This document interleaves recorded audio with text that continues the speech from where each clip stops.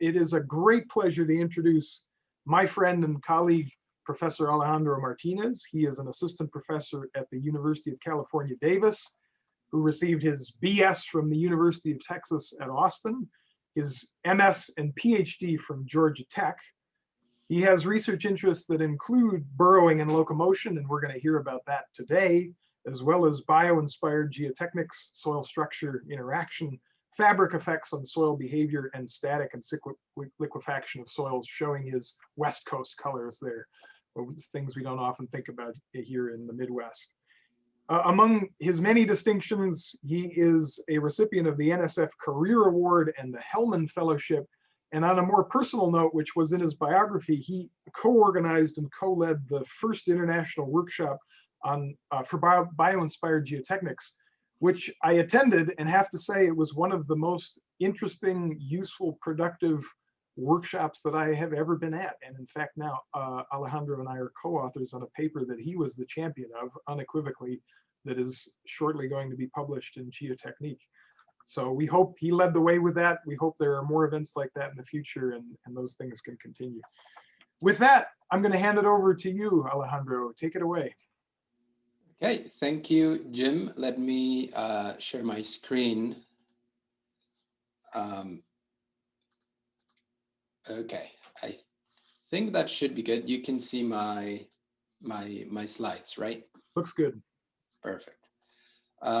Thank you, Jim, again for the kind introduction. I'm really excited to be here and to share some of our research we've been doing on bioinspiration and how we can apply that towards geotechnical engineering. The research I'm going to present today comes from, or it has the contributions of many different people, students, as well as collaborators. And a lot of it has been done as part of the Center for Biomediated and Bioinspired Geotechnics. Here's an outline of my presentation. I wanted to start with a bit of just motivation and background in more general terms. Why we are looking into bioinspiration, how it could help engineering. And then I'll move into two subtopics, and this is the way I set up my presentation, two different topics. One, on load transfer and applications in deep foundations, and focusing on this concept of frictional directionality, meaning skin friction that has a magnitude that depends on the direction of motion. And the second topic is soil penetration with applications on in-situ testing, and focusing on this concept of self-penetration, meaning using the ground to generate the reaction forces we need. And then I'll close with some final thoughts. Starting with my motivation and background, we're interested in bioinspiration because there's a lot of parallels in the tasks and things that natural systems, such as animals and plants, the tasks they need to accomplish with the tasks that we need to accomplish in geotechnical engineering. Animals need to move on soils that are challenging, like loose sands and very soft clays. They need to get anchorage from the ground to high winds and high loads. And they need to burrow in different soil types, from sands to more clays soils in either dry or wet conditions. And that's not too different from a lot of the things we do in geotechnical engineering. We need to tunnel, so we need to excavate. We need to penetrate the ground to install deep foundations or to deliver sensors to monitor sites. We need to transfer the load to the ground to support our buildings, and so on.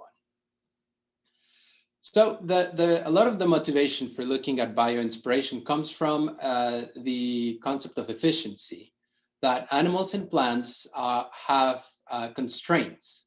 And so they have limited energy, they have limited materials. And so as a result of that, they have developed what we call biological strategies that can be quite efficient. And so these have been shown to be more efficient than human technology. And here I'm just showing two quick examples. One is an excavation, and this is just a table comparing efficiencies of excavation of tunnel boring machines to those of human excavation and ant excavation. And this is work done by Kenichi Soga and his collaborators. And what they show is that ants can tunnel at 2 to 3 orders of magnitude more with higher efficiency than TBM machines. Another quick example, and this one actually comes from here from UC Davis. From a study we did, we actually performed pull-out tests on 3 root systems, natural ones, and we calculated efficiencies in terms of capacity per unit volume or per unit mass. And what we found was that those were about 10 times more efficient, the 3 root systems that I list here, than, let's say, a micropile, subjected to pull out again. So there are potentially unlocked benefits here. Now, it's not like we can just copy things and they'll work perfectly.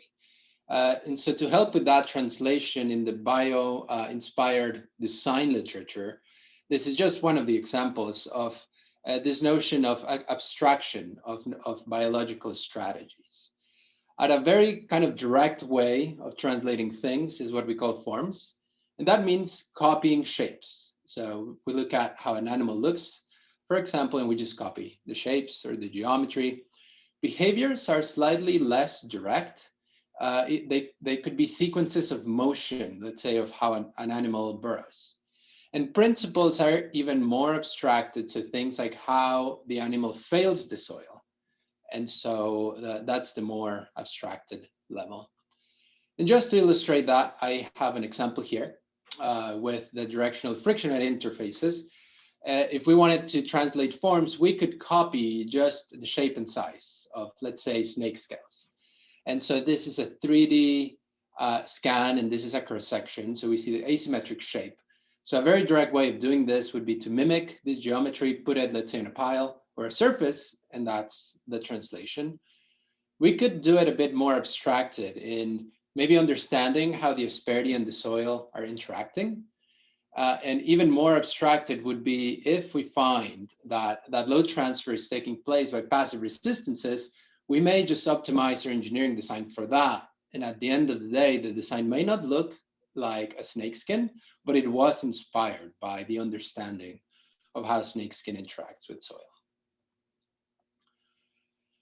The other aspect that's really important is that the biological systems and the engineered systems oftentimes exist at very different scales, both spatial and temporal. And here's one example that's a bit obvious, that let's say tree roots and invertebrates like worms, they live at pretty shallow locations where the effective stresses are quite low. But if we want to learn something from them and apply it, let's say, to deep foundation, the deep foundations exist at much greater depths where the effective stresses are bigger. So we need to make sure that whatever mechanism we're looking at can translate. And that is also tied to a very fundamental aspect of soil behavior. And that is that it really depends on the magnitude and type of interparticle forces. And what I'm showing here is a plot with showing the analytical relationship of forces between particles. So particle forces in the y-axis, particle size or particle diameters in the x-axis. And the only thing I want to highlight is that if the effective stress is large, so at really deep locations, the skeletal forces, those coming from the effective stresses, may govern and may just overcome the soil behavior. But at shallow locations, let's say where the effective stresses are 1 kPa, then it really depends. It could be the capillary forces, it could be the drag, it could be the van der Waals forces that are more important. So this also needs to be considered in this translation. Now, with this in mind, I wanted to move on to my first topic of load transfer. The practical motivation of this is that a lot of the load transfer between structures and soils takes place at soil structure interfaces.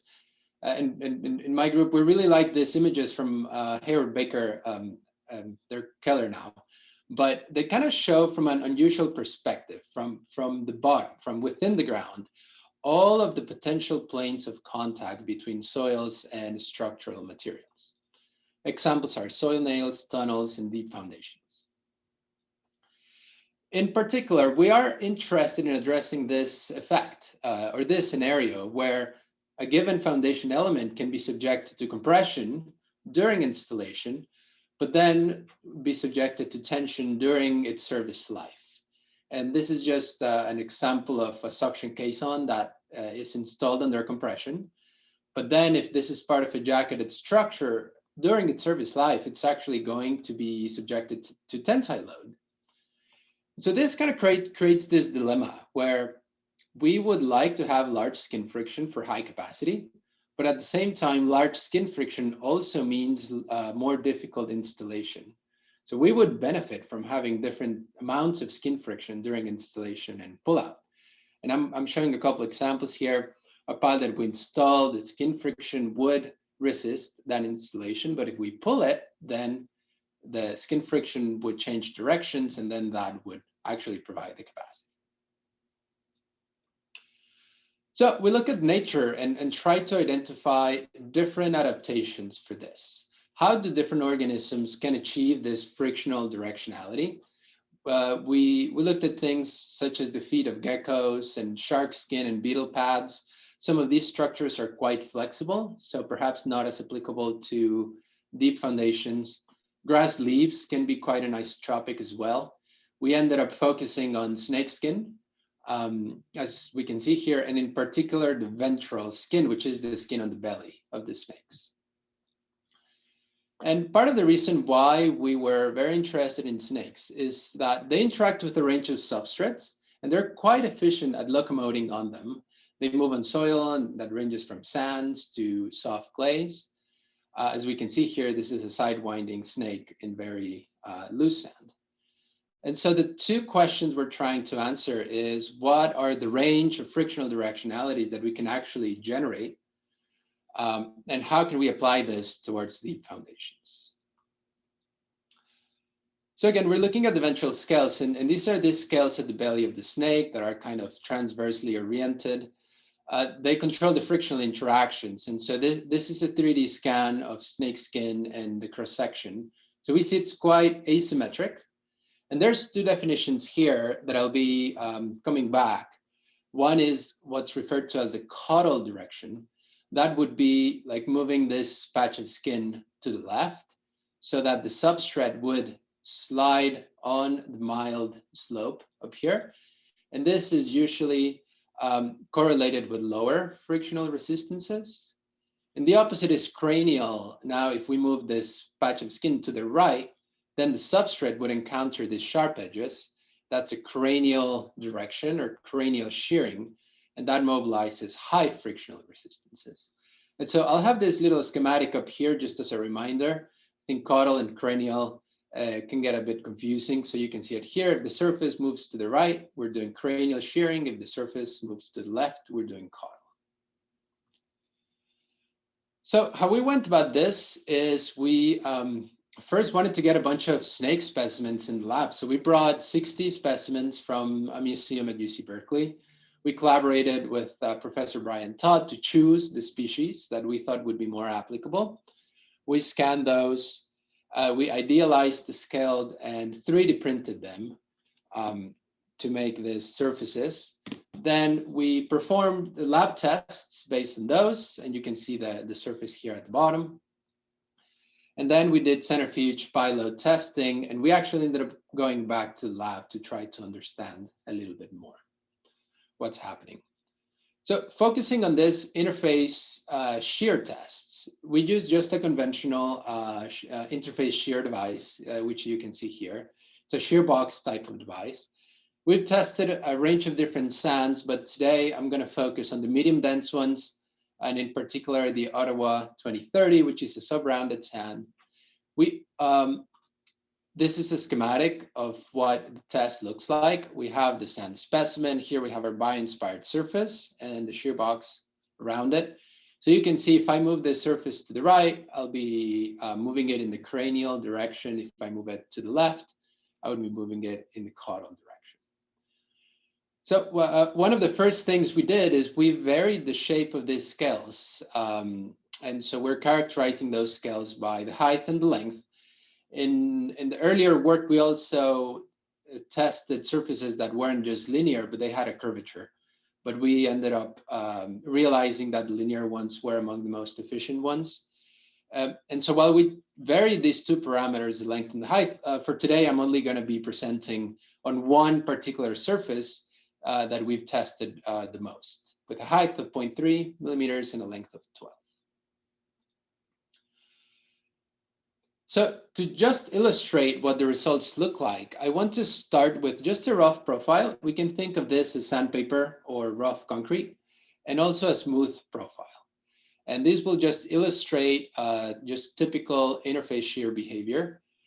And so over here, this is my stress ratio. This is like the coefficient of friction, a measure of interface strength as a function of horizontal displacement. So I move the surface in one direction. This is the rough one. We have high strength, and then I move it in the opposite direction, and the response is relatively symmetric. I can do the same with the smooth one, and I just mobilize smaller strength, and then in the opposite direction, also relatively low strength. Now let's look at what the bio-inspired surface does. On this one, I move in the cranial direction first. And what we see is that the cranial strength is similar to that given by the rough surface.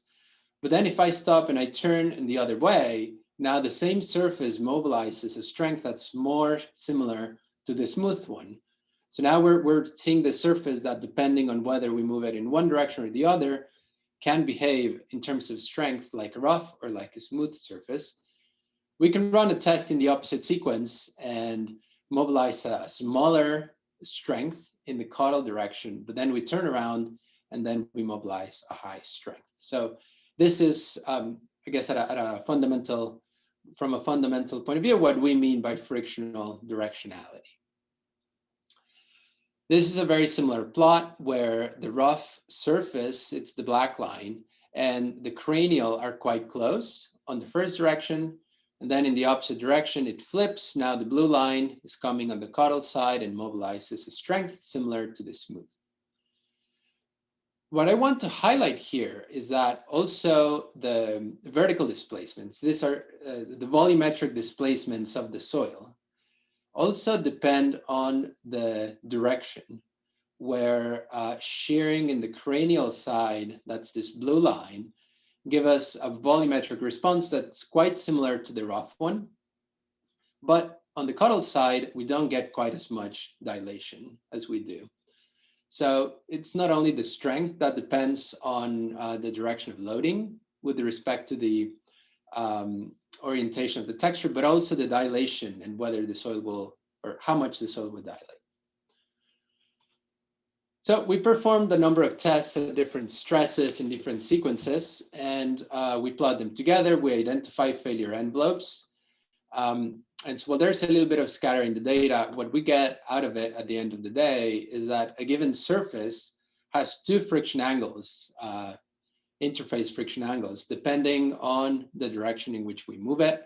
Cranial shearing, it's 32 degrees, caudal shearing is 26 degrees. And this seems to be independent on the sequence. So whether we do cranial first or caudal first. This we use to create this conceptual framework of how the failure envelopes for a surface may look like. This is the case where caudal is the first direction and cranial is the second. And I'm exaggerating here the slopes a little bit, but just to illustrate it. And if we were to do a test in the opposite direction, this would just rotate over the x-axis, and now the cranial has a bigger slope than the caudal. So now we see that from a laboratory test point of view, we have different dilations, we have different strengths. So we wanted to understand why. So we did some particle image velocimetry. In our sample, we actually have a clear window that we can take pictures at different stages throughout the test. We did have to dye the sand blue, and this was just to create a bigger contrast for the PIV software to be able to track the different patches. And here you can see the snakeskin-inspired surface at the bottom. So what we saw from our PIV analysis, and let me describe a little bit what I'm showing. This is the window that we're imaging. I'm showing a shear strain field, and I'm moving the surface to the right, and I have two scales. And so this is the cranial test. And what we see is two little wedges ahead of the scales where the shear strains are localizing. Now, if we do the same for the caudal test, we don't really see those localizations, at least not quite as clear. So the soil is being deformed and sheared in different ways. Again, this is the same surface. I'm just moving it. I just flipped it really. And so this is encountering the sharp edges, the soil is, and here the soil is encountering the mild edges. We can also look at the volumetric strains, and what we see is bigger dilation ahead of the asperities, and that's because the sand is dense. And while we see some dilation over here on the Cottle test, it's just not quite as marked. So from this round of laboratory tests, we get some takeaways. One of them is that the friction angle in the cranial side is about 25% larger than in the caudal side. That is particular to this one surface that I focus on today. I didn't talk about this too much, but the asperity height and length do have an influence. So a bigger height translates to taller asperities, so greater strength. But length has the opposite effect, whereas we make this scales longer and longer, the strength goes down. And also cranial shearing led to different amounts of soil deformations. So with this in mind, we were now interested in what happens if we put this texture on a pile. And to look at this, we used centrifuge modeling. Here at UC Davis, we have the Center for Geotechnical Modeling. We used our 9-meter radius centrifuge, which you can see here, and some people for scale. This spins round, and by doing so, the model that's in the bucket over here is subjected to an acceleration that's amplified.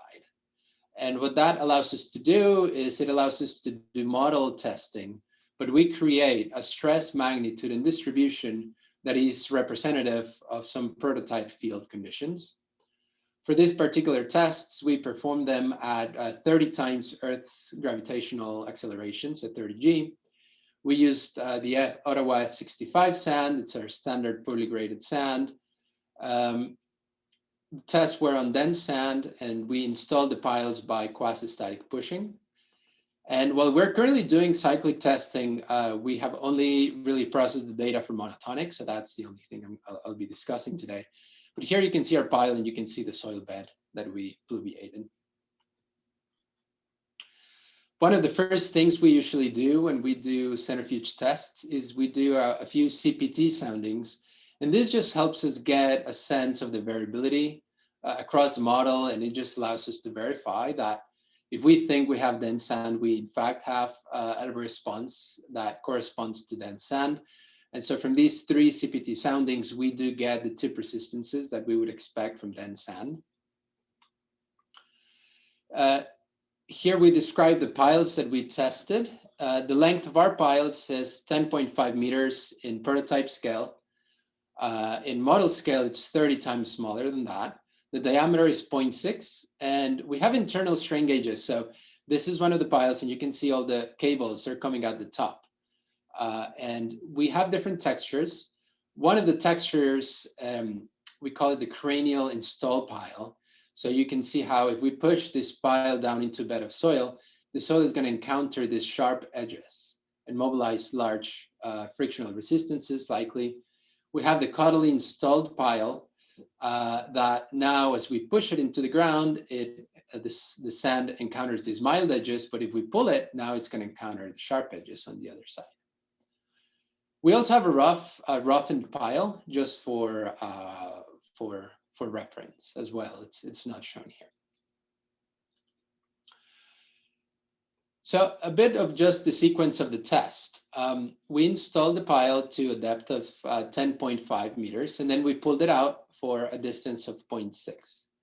So this is a time history. This is just the head load at the pile as a function of time. And I color-coded this so that the black line corresponds to this pile that we're pushing. And so it's easier to push it because the soil is not encountering the sharp edges. So that's this line over here. During the other pile, the cranial installed pile, we mobilize higher installation forces. And so we see that effect of the surface texture. Then we have a period of rest. And then what we do is we pull on these 2 piles, and now we see the trend reverse. Now the pile that was easier to install Here I'm zooming in, mobilize is a greater pull-out resistance, whereas the pile that was harder to install, mobilize, is a smaller pull-out resistance. We also see that the shape of the curves are different, also implying different load transfer mechanisms as well. Now, I want to show some data from the strain gauges, so load distributions with depth. On the right here, I'm going to show the load distribution during installation. So as we push this pile for 3 different piles over here. And then on the left, I'll be showing what happens when I pull on these piles. So when we push, the first thing I want to highlight is that the base resistance is quite similar for the 3 piles. So the texture doesn't really affect too much the base resistance. Where we see the difference is in the shaft friction, where this cranially installed pile mobilizes a similar shaft friction, similar distribution with depth as the rough pile. The other one, the black pile here, it's easier to install, very small skin friction. This is the interesting part. Now I pull on these piles and the trend reverses. The rough red pile mobilizes this load distribution. Now the pile that was easier to install here, the black one, mobilizes a large pull-out force. And so that's good. We've created this pile that we can install easier, then we can pull it out. The other one, the gray one, is the opposite. So it's harder to install than it is to pull, obviously from the point of view of skin friction, that is. Now we take these distributions and we look at the skin friction with depth. And so to get enough data, I actually am plotting here results from more than one load test. And there's a little bit of scatter in the data over here. And so bear with me with that. I really am going to focus just on the average. So I'll use these trend lines. This is the rough pile. So if I compare the skin friction during installation to that was mobilized during pullout, that ratio is about 0.55. This is not too different to what we would expect in the field. This ratio for field tests is usually between 0.5 and 0.8, perhaps. Moving on to the next pile, the caudally, the cranially installed pile, the gray one, we get a very similar ratio. Installation skin frictions are about twice of that as the tension ones. But then the last pile, the caudally installed, the trend completely reverses. And here, the local skin friction in tension is about 2.5 times that we experience during compression. So I think really out of this set of tests, this is the punchline that we can, in fact, create these piles that can be a lot harder to pull than they are to push.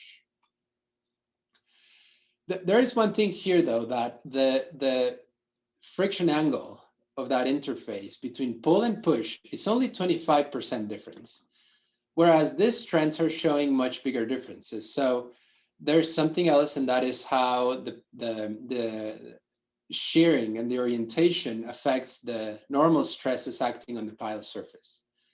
And so that is the next question we want to look at.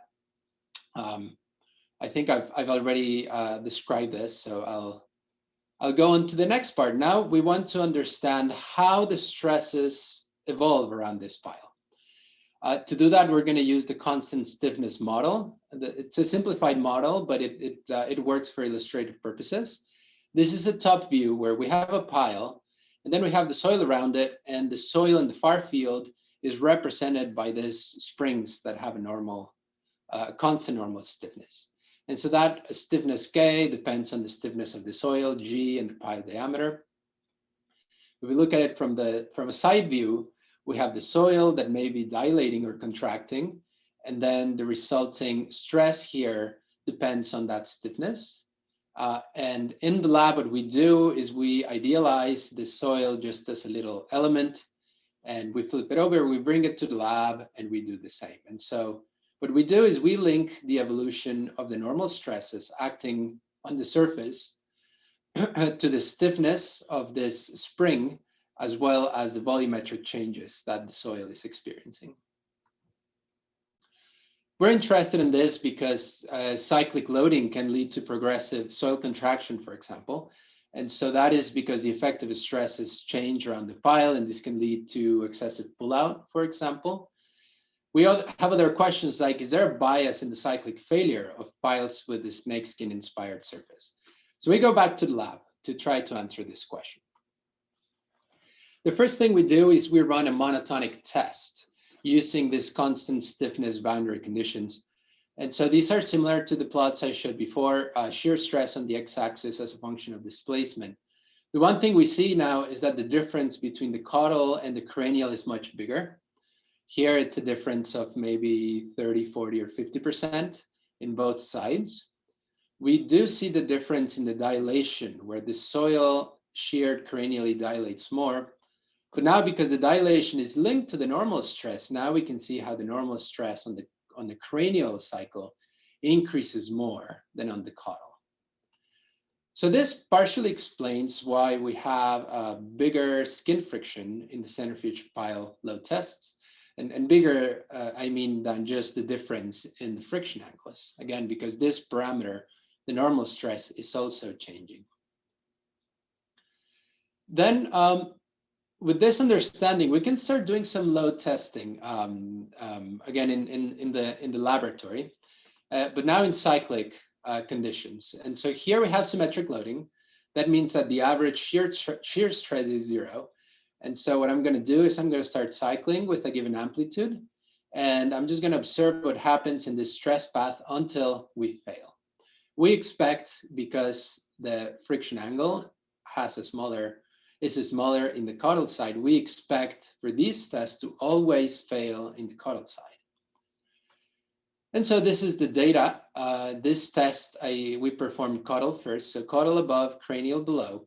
And we do about, I think there are about 35 cycles back and forth until we get pull out on the caudal side. The soil, the specimen contracted little by little until it pulled out. And the stress path here, we see how as we shear and keep doing cycles, the normal stresses keep degrading until we come close to the failure envelope on the caudal side, and that's when we get this pull out. We can do tests just in the opposite sequence, and we get the same trend where we do a number of tests, a number of cycles, and then we get a pull out on the caudal side. And again, the stress path looks quite similar. The normal stresses degrade until we hit that failure envelope on the caudal side. So then the next question is, what bias do we need to create a failure in the opposite side? How much standing shear stress do we need to fail now, not on the caudal side, but on the cranial side? So we tried a number of different average stresses. So that's this offset over here. I'll show two here. One is for 10%. And so what we see with this 10% of bias in the shear stress is that we do accumulate quite a bit more deformations. But at the end of the day, we do pull out in the caudal side. But in the stress path here, we can see that we came pretty close to failing in the cranial side. And so we jacked it up just a little bit. And now we see that the displacements really accumulate on the cranial side. And now we do reach that failure envelope, and we get that pull out on the cranial side. So a couple of takeaways from this last bit on the directional friction is that we do observe that greater increase in normal stresses in the cranial side during monotonic loading. That partially explains our trends from the centrifuge tests. If we do symmetric loading, we can expect the failure to always take place in the caudal side. And I guess I should be specific here. What I mean by failure is just failure of the skin friction. If we put this in a pile, we may have another bias that comes from the base. And so that's not accounted for here. A load bias of about 15% led to a failure in the cranial side. We imagine some piles could look like this in the future. If this is part of an offshore jacketed structure, the piles there get subjected to mostly cyclic loading that has a bias towards tension. So we could configure the piles this way so that in compression, we do have the base resistance here, but in tension, we have that additional strength provided by the cranial asperities.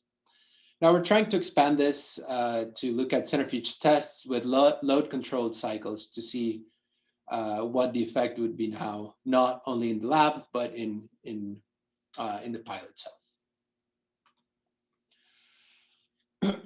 So the next topic, changing gears a little bit here, is on the soil penetration and applications to in-situ testing. Again, the practical implication or the practical interest here is that soil penetration and excavation are processes that are quite common in civil engineering. And here's just a few images showing that. When we install foundations, we need to drive them. When we deliver sensors to monitor the conditions of soils, we also need to push those or excavate them into the ground. When we install tunnels or do offshore drilling, all of these processes involve some form of soil penetration or excavation. And these processes are notoriously energy intensive. They take quite a bit of energy.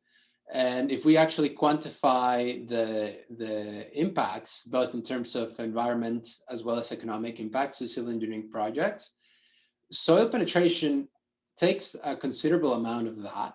And it's not only because of the fuel that we need, it's also because of the need to bring large equipment to perform these actions. So that is one challenge that we're trying to address. The other one is that there's sites that are hard to access. Here's an example here from the West Coast, where we may be interested in characterizing potentially liquefiable layer under the toe of a dam. And so it's pretty hard to get a large CPT rig there. Urban areas as well, they're hard to bring large equipment, forested areas, even space exploration where we cannot take large equipment. And so this is another challenge that we encounter. So where do we look at bioinspiration? There's a range of organisms that are notoriously good or efficient at burrowing. Here I show three. One are caecilians. These are these amphibians that live underground most of their lives. They look like this. They look like a large worm. And they have this really cool adaptation where they can throw their spine into waves. And what that does is that it expands their body radially. So their whole body becomes an anchor. And so they can progressively lengthen their body from there, starting from the head to the back. And so now their head acts as a ram to push forward. Razor clams are also quite efficient at burrowing. And what they do is they expand their shell. And that creates an anchor that then they use to push their foot down into the sand. And here's a really nice video of a marine worm in photoelastic material, just showing the stress concentrations. And we see the peristalsis procedure and how it creates different anchorage points that then are translated to the tip of the burrow to be able to increase it. So a couple of questions here are, what are the relevant soil failure processes that these organisms may be leveraging? And how can these be potentially applied, for example, to in situ testing? So we have our model organisms. We already talked about those. There is some research in the literature, partly in biology, partly in geotech, on how the soil fails. And so the commonality with a lot of these organisms is that they expand radially to create an anchor, but that radial expansion, particularly if it's close to the tip of the burrow, it creates this stress relaxation. And what that's amazing is that that has been quantified in marine worms, but also in plant roots. And that relaxation, what it does is that it decreases the penetration resistance. And this type of soil failure is documented. It's usually referred to as an open mode discontinuity. And so we see here, what we have here is a body that's just expanding radially or laterally. And so we can track, for example, the stress path at point A, which is just laterally next to that expanding cavity. And so that gets loaded. So the mean stress is increased. But ahead of the tip, the opposite occurs. While we increase the shear stresses, the mean stresses decrease, and we end up failing the soil by unloading. And so this is the soil failure mechanism that we're looking at. We created a very simplified template to be able to approach this problem. Initially, we just have something that looks like a CPT probe that can be pushed into the ground. At some point, it's going to deploy this anchor. So it's just going to expand. And by expanding this anchor that has some length, we will develop these radial pressures.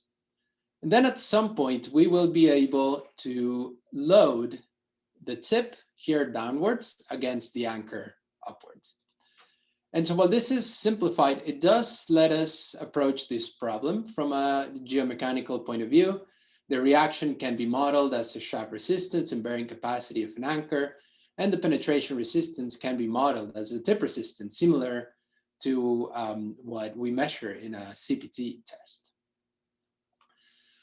So to try to look at this in a little bit more detail, what we did is we set up this DEM model, discrete element simulation.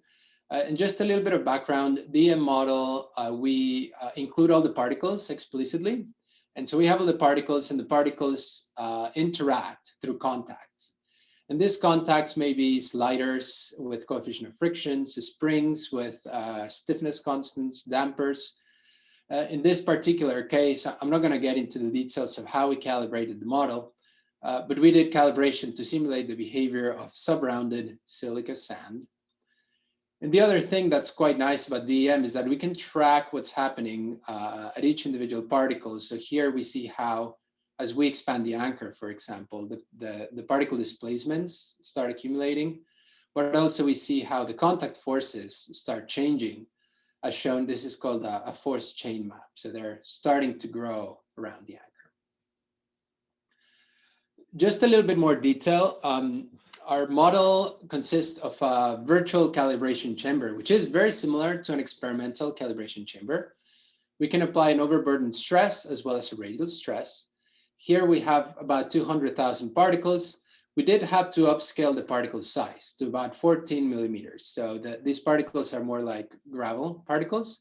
And we had to do this just for computational efficiency. The probe has similar dimensions as a standard CPT probe. We simulate a depth of 10 meters with a K0 of 0.5. And we can track different quantities, internal variables, such as the stresses and strains at different locations within our chamber. And so that's what's shown here. We wanted to make sure that what we get from our DEM model makes sense with our experience in the field. And so we did CPT soundings in our calibration chamber at 3 different levels of overburden, 25, 100, and 400 kPa. So as we would expect, as we push the CPT probe into a soil that's simulated with a greater overburden, the tip resistance increases as well as the slip friction.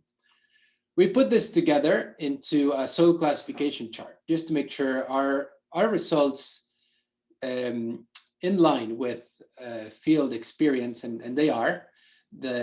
What we plot here is the normalized tip resistance and the normalized friction ratio, and we fall in the zone for sands. And another trend that's nice here is that we see that as we increase the overburden from 25 to 400 kPa, the dilative tendencies decrease here as well. And so that's a desirable trait. Our self-penetration process has 3 stages. The first stage is just cone pushing, very similar to a CPT test. We insert it to a depth of 0.9 meters. The next one is anchor expansion. So once we reach that depth, then we deploy our anchor and we measure the radial pressures as well as the bearing pressures here in the shoulder. And then we do the self-penetration simulation. And this, we load the tip downwards while we load the anchor upwards. And we have to do this using motion that depends on force balance. And so we track the total reaction force and the total resistance force. And this is in concept very similar to what happens in a load test with an Osterberg cell. Basically, the component that mobilizes the smallest force, whether it's the anchor or the tip, will move, while the other one can stay stationary. So here I want to quantify what's happening. I want to just highlight the x-axis in these plots. The x-axis is this normalized time step. So these are time histories, but we squish them together using this normalized time step, just so that from 0 to 1, that's the first stage, compenetration. 1 to 2 is the anchor expansion, and 2 to 3 is the self-penetration. So we did this just for visual purposes. The top one is going to show the pressures. So the tip resistance in black, the anchor pressures in blue, and down here I'm going to show the displacements. So during CPT, this is what we would expect. We mobilize the tip resistance because we're pushing that tip downwards.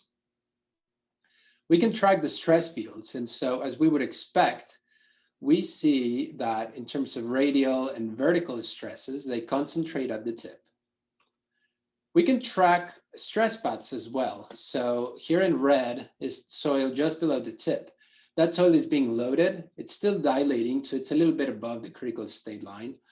And then the soil around the anchor is not doing too much. It's just kind of staying over here. Now, when we move to the next stage, anchor expansion, some things happen. First of all, we mobilize that radial pressure. We reach a limit pressure very similar to what we would get from cavity expansion theory. We also start mobilizing that bearing pressure on the lip here. And a really interesting thing happens that the tip starts decreasing.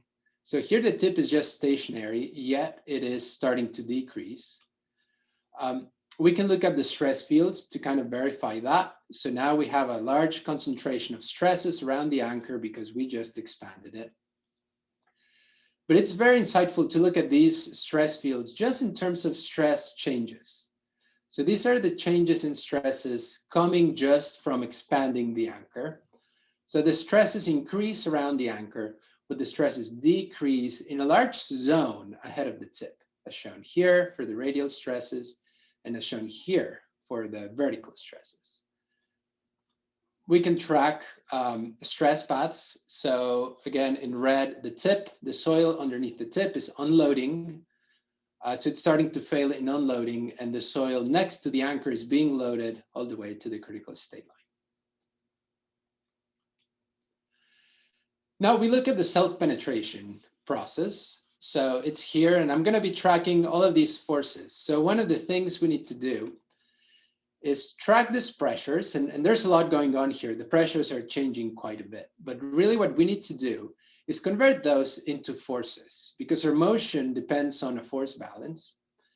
So a couple of things I want to point out is that between this N bar of 2 to 2.5, the anchor pressures, the PA as well as the PB, remain relatively constant.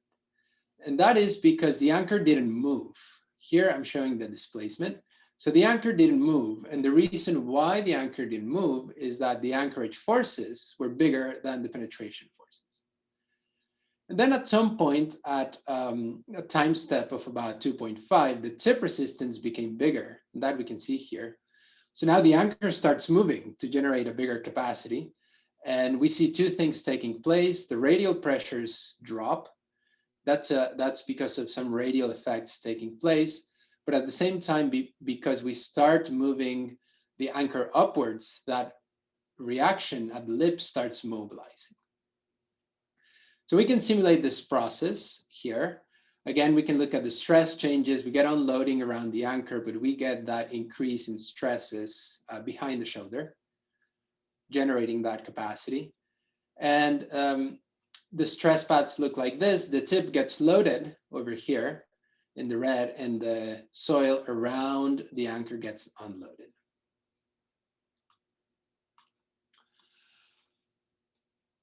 So moving on to something that's more relevant for actually implementing this in the field.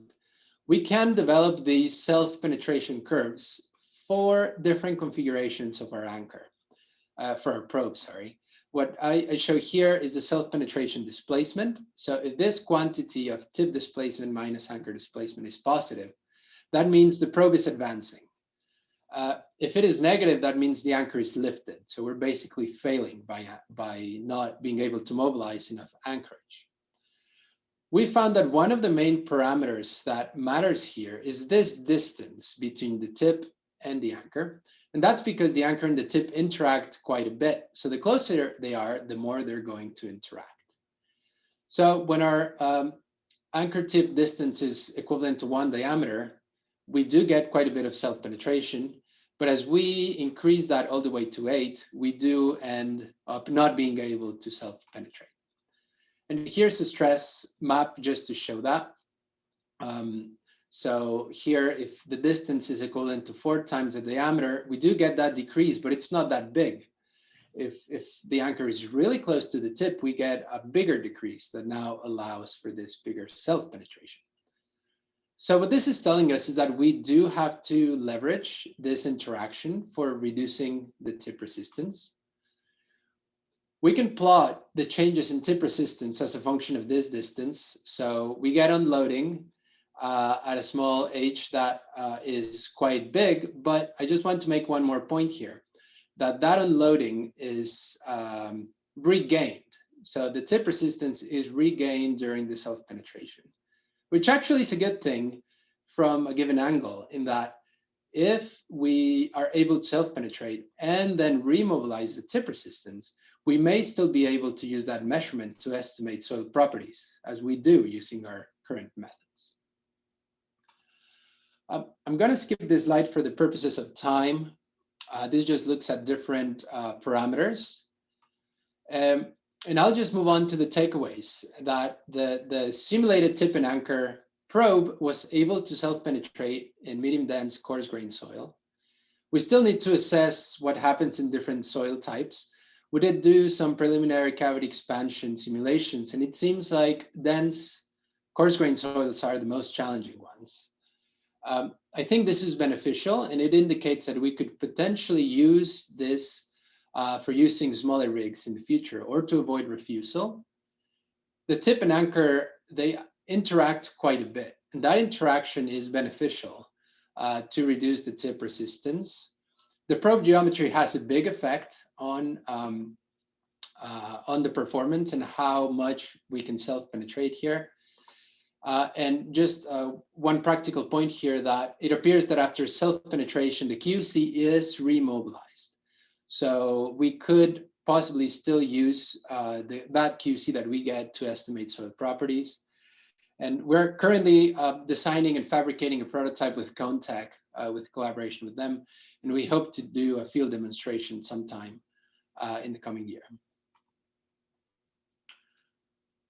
So just moving on to the end, just closing thoughts more in a general perspective, I think that there are hundreds of biological strategies that could address challenges that are analogous to those that we have in geotechnical engineering. And here I'm listing a few: soil penetration, load transfer, slope stability, and so on. I think an essential step is in identifying these biological strategies. So this requires geotechnical engineers to be familiar with the biological literature, and also collaborating with biologists. And in that collaboration, this is a key aspect, I think, that we need to find a question that has common interest to both biology and engineering. We also need to abstract the engineering problem as well as the biological strategy, and that can help us to address these differences in scales and stresses and even materials. Bio-inspired geotechnics is a growing field. There is growing interest and just recognition that it could be beneficial. I think there's a wealth of opportunities in more fundamental questions. And here's an example of what are the relevant geomechanical processes in the interactions between animals and plants and their environment. This type of question is interesting both from a geomechanical perspective as well as to the biologists. But I do think that bio-inspired geotechnics can lead to development of practical solutions, as I showed today. I also wanted to share this slide. Jim already introduced this at the beginning. We did have a workshop at the beginning of 2 years ago now, I guess, the first international workshop on bio-inspired geotechnics. It was funded by UNICEF, and we had 60 attendees, and it was a really nice discussion. We had people from academia, from different fields, ranging from geotech to mechanical engineering and biology. But really importantly, we did have a good participation from industry, from disciplines such as foundations, ground improvement, and so on. And we're have an upcoming paper in geotechnique that will come out reporting the results. And with that, I just want to acknowledge the contributions of a number of people.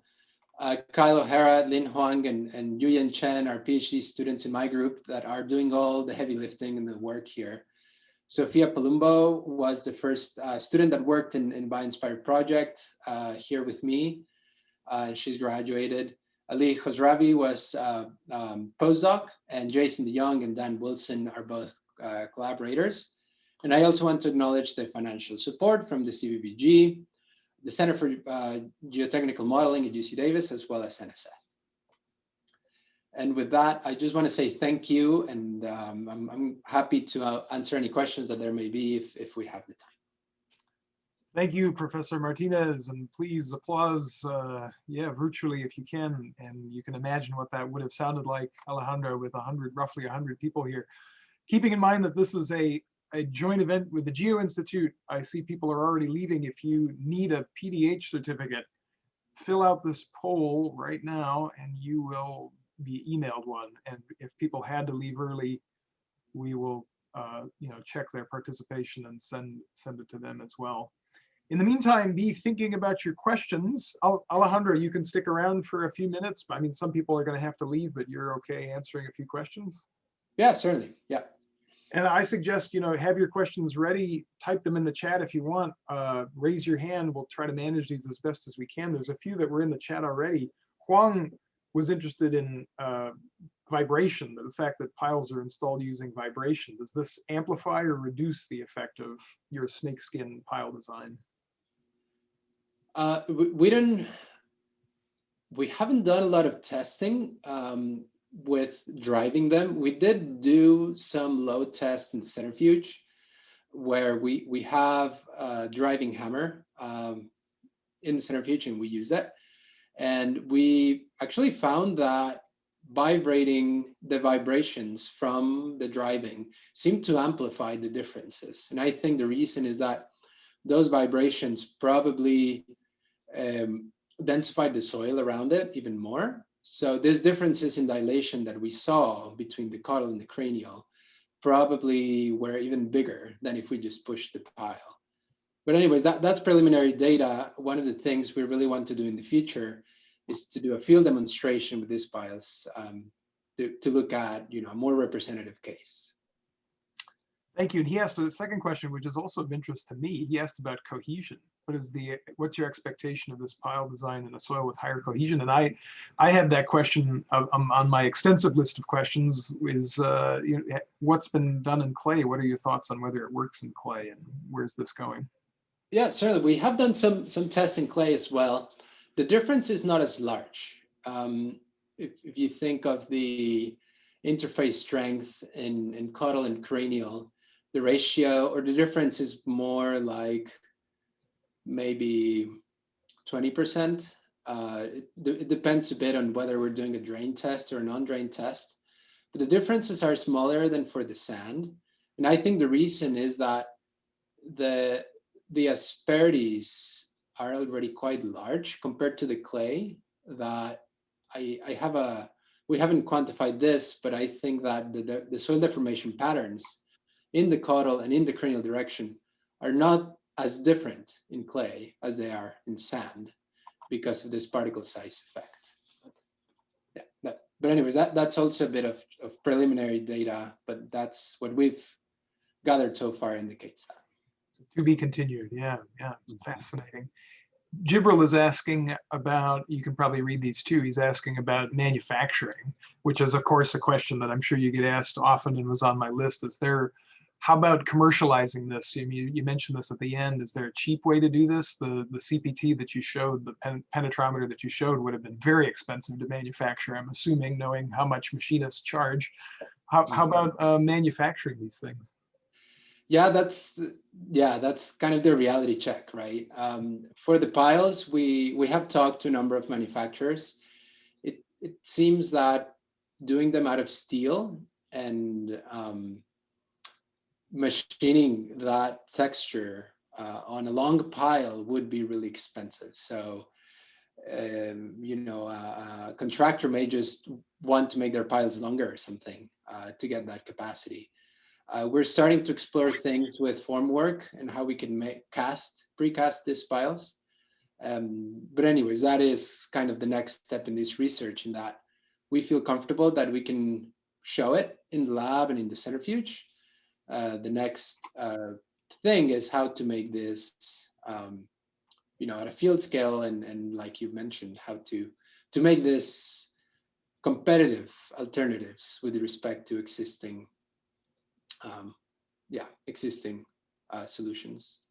The CPT one, we're kind of in a fork right now where we could make it in a way that's not so complicated and expensive, but we simplify a few things with respect to the simulations that I showed here. Otherwise, if we do want to expand an anchor and have that bear against the soil, then I agree that the design will get quite a bit more complex. Thank you. And I can't resist this one from Ben, because again, it couples with one I was thinking about as you were showing the results. He's asking about the shape of the anchor itself during the self-penetration test. And I'll kind of couple this to another question that I had, that you could think about, and I almost looked in some of your photos that there'd be another asperity scale that you could think about. You have one asperity, one H and one L. But it actually looked to me almost in one of the photos that the anchor was sort of had a longer wavelength asperity that was on it. So maybe those two questions could be combined. Have you, in the penetrometer stuff that you showed at the end, was it just convenience that drove this initial experimentation? Was there thought in optimizing the anchor? And then how about kind of optimizing the geometry a little bit more in a broader sense, which you touched on at the end of your talk too? Yeah, we've started to look into that. We don't really have like a second wavelength there. Mm-hmm. We did round the sides, the edges of the anchor a little bit, just so that we wouldn't have like an unrealistic, very sharp shoulder. So they are a little bit rounded. In the end, that shape, we did do a bit of a parametric study. The shape didn't matter that much, whether it was a little bit rounded or very sharp. You could envision kind of mixing both research projects and adding some of this anisotropic texture. That we haven't started looking into, but it's certainly something we're thinking about. One thing we're starting to look at now is having multiple anchors for the field. So you could imagine having one, at shallow locations, and then at some point deploying a second one at deeper locations and things like that. So it's something that the optimization of the problem is something we're kind of starting right now. Thank you. Maybe at this point, I'll invite others, if they have questions, just unmute yourself and ask your question, and I'll catch up on what's been happening in the chat box, if there are any.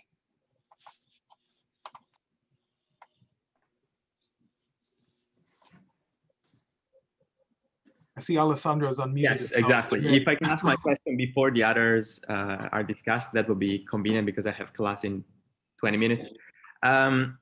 Thanks very much, Alejandro. It was a very inspiring and interesting talk. Congratulations for this work.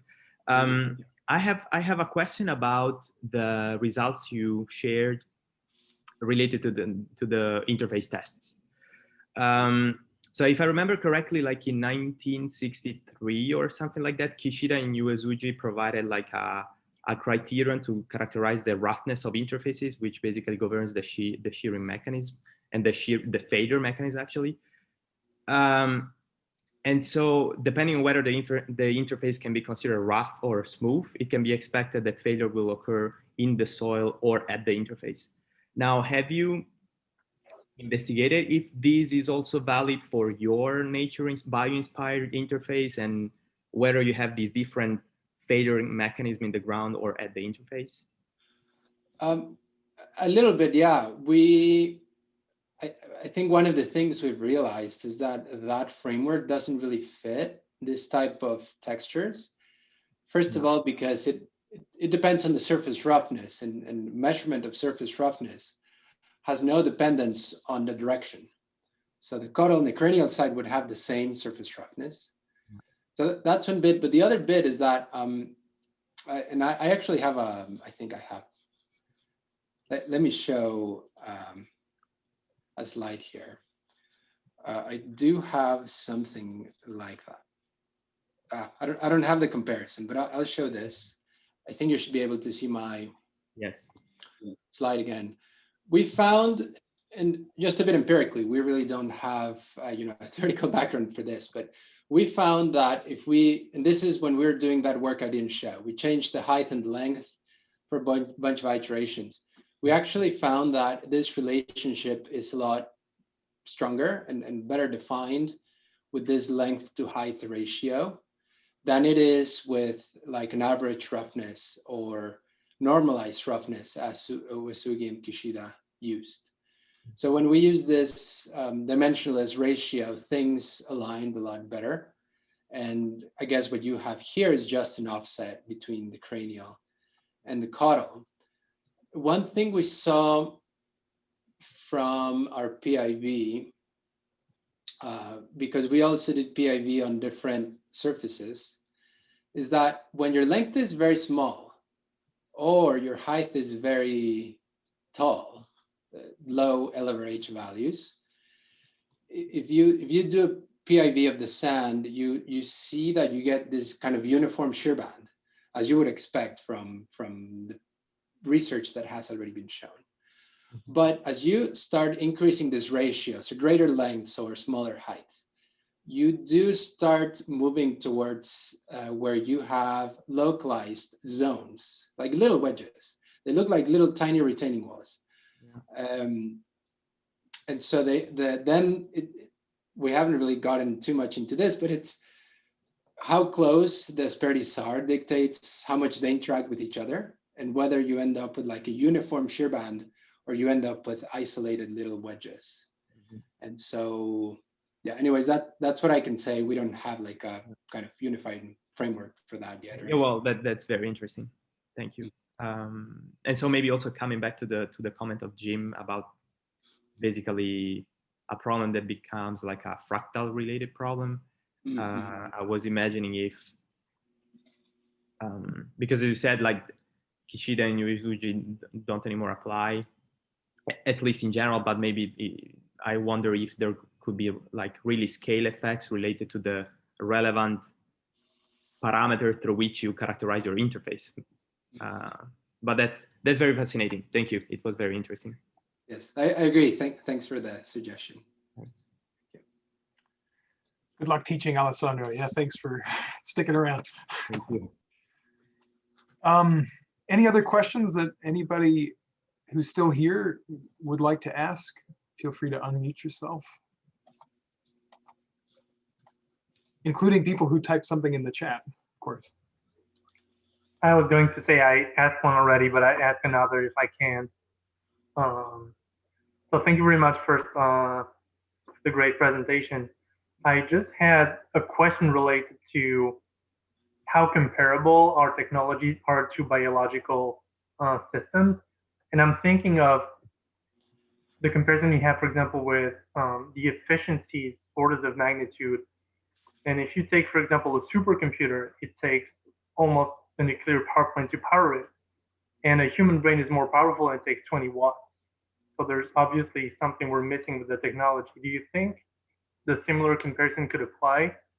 And we could have, like, we're missing some fundamental technology to get the borrowing efficiency of an ant, for example, or do you think it's achievable in the foreseeable future? Yeah, that's a great question. I think there are some clear differences. One that comes to mind is that all of these organisms, their bodies are quite squishy. So their bodies can change shape a lot more. And so kind of the hypothesis we have in all this work is that they can change their body shape to alter the state of stresses to achieve what they're trying to do. So I think that is one. Maybe if we were, if the fields of robotics and mechanical design allowed us to maybe design piles that we can drive yet at the same time move in very complex ways, and we could do that in an economical way, I think we could come closer to that. So I think that's a big difference there.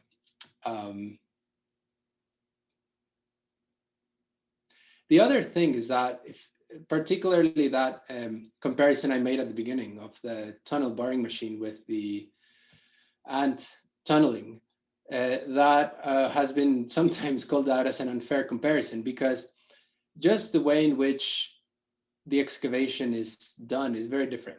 Like ants will pick up individual particles or little bunches of like 2 to 3 particles at once.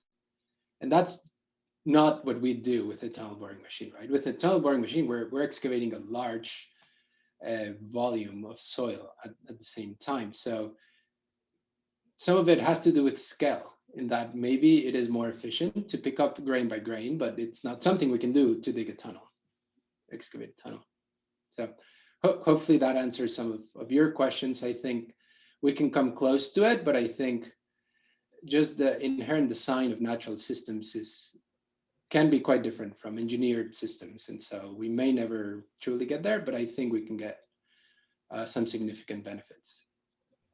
All right, thank you very much. Thank you, Jibril. And I see Professor Bejand is unmuted, but I think he's struggling with audio connections. So we'll move on. If you want to try to reach out to us, Zdenek, via chat, we can see you're on the phone, but evidently not connected. So or maybe he's doing something else completely. There's another question by Nima there, who I think other people would be very interested in, this question of DEM, that you had to upscale the particles, and it's essentially gravel. Can you comment a little bit more on that? Essentially, is this question how realistic, and I suppose when he's asking to comment on it, what are the pitfalls of that approach, and what are the implications? Yeah, that's a great question. I'll show one figure here. Yeah, there you go. Hopefully you can see it. That need to upscale is potentially one of the main limitations of DEM. DEM is quite computationally expensive. So when we're trying to analyze a big problem with a big mass of soil, we kind of have to do this.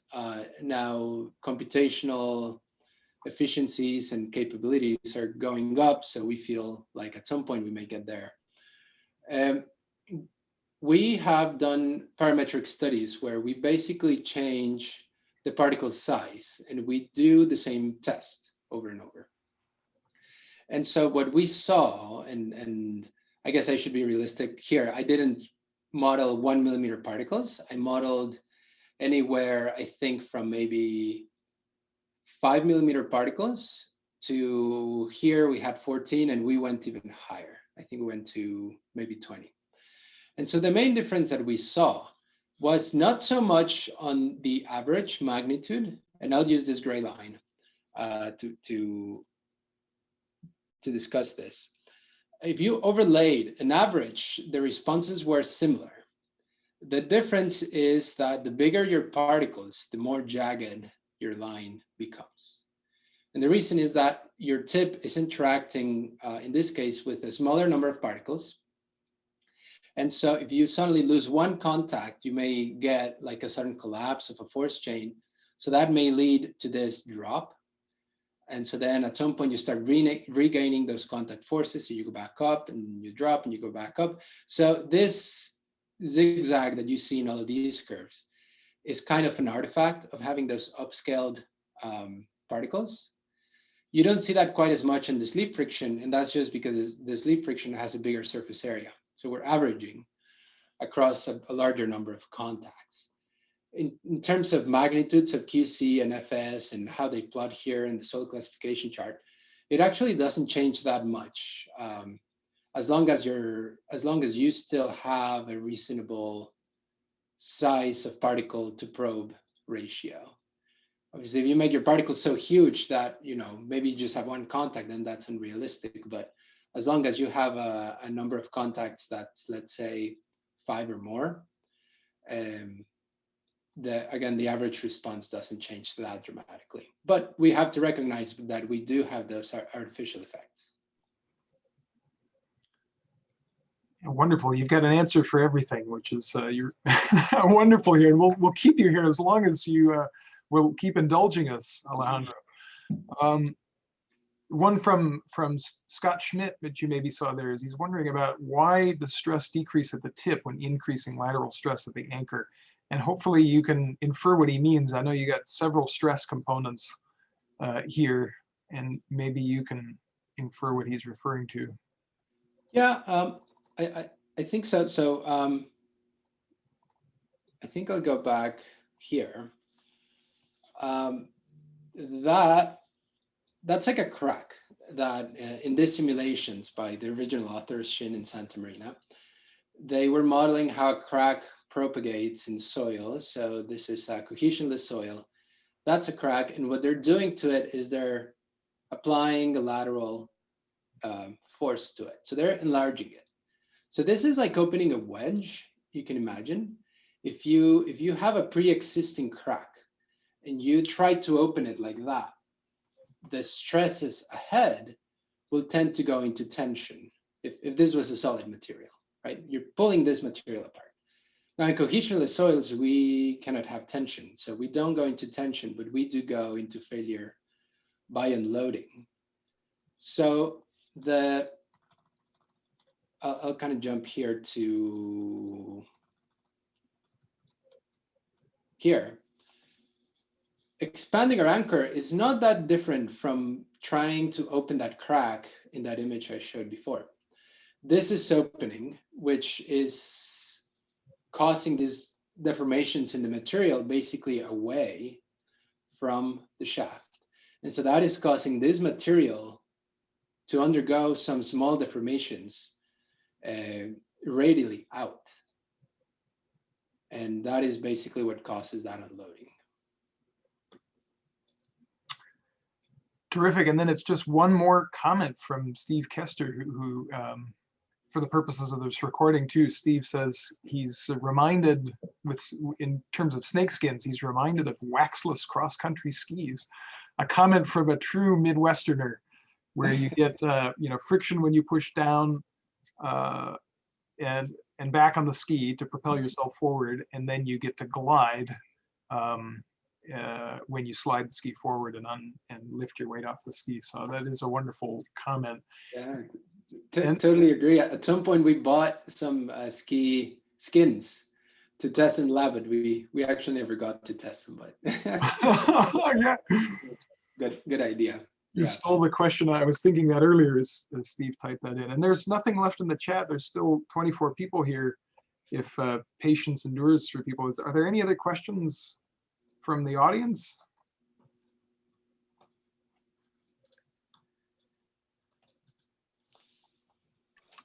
I have one question. Go ahead. Yeah, so I just typed it also. So I think in terms of the energy efficiency, I think the self-penetration system will be limited in the size because of the anchor system they have a limited. So my question is, I wonder if the size of the equipment need to be the large or the small to find the optimal size to penetrate deeper. Yeah, no, that's a great question, and I don't think we have an answer for that yet. Yeah, that's kind of the 10-year dream that we hope to get to at some point. The self-penetration simulations we did are quite simplified, right? They're just one self-penetration process.